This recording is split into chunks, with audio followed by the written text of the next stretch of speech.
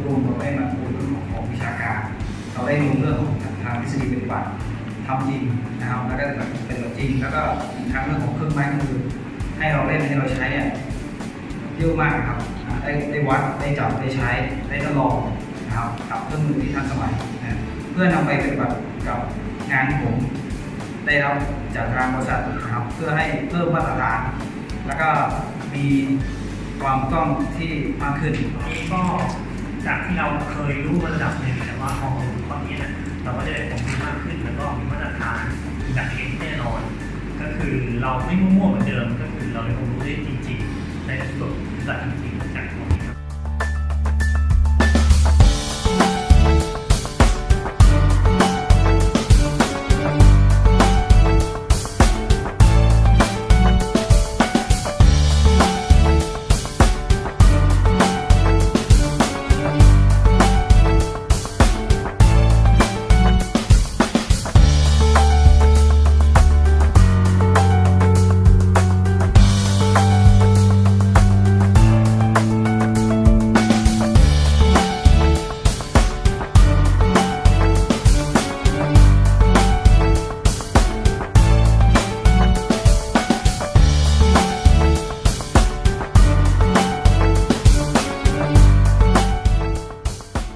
มั่นใจมากขึ้นครับสำหรับการใช้เครื่องมือนะครับทำให้เรา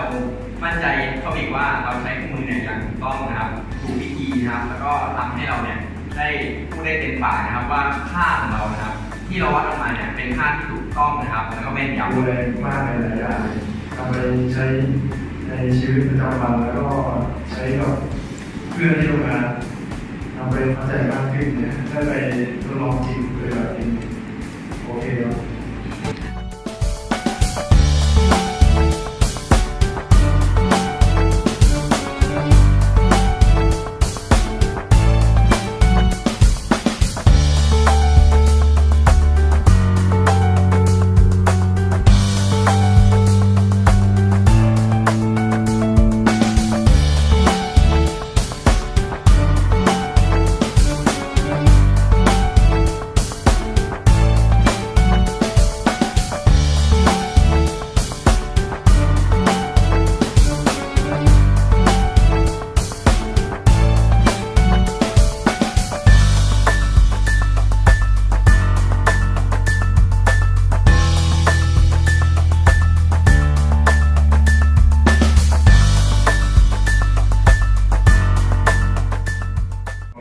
อาจารย์แล้วก็ทีมงานนะครับที่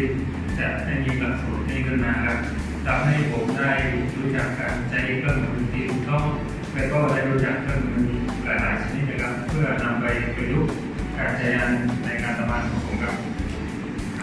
พี่ธีรยุทธ์คะโตมาจากพัทลุงวันนี้คุ้มไหมคะคุ้มมากกว่าคุ้มครับรู้สึกดีใจเพื่อที่จะเอาความรู้พวกนี้ไปประกอบอาชีพเสริมอาชีพด้านของแต่ละคนที่ไม่มีความรู้เลย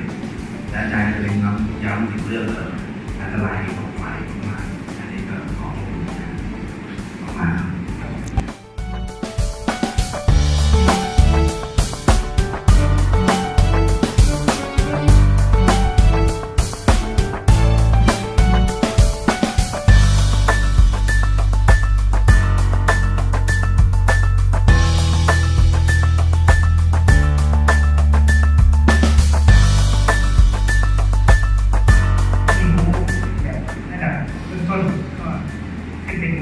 ขึ้นมาในเครื่องมือบางอย่างก็ยังไม่ไปใช้แล้วก็ทราบวิธีปฏิบัติในโดยรวมแล้วถือว่าจากตอนนี้มาดีมากครับได้ความรู้ดีเยอะมากเลยนะครับ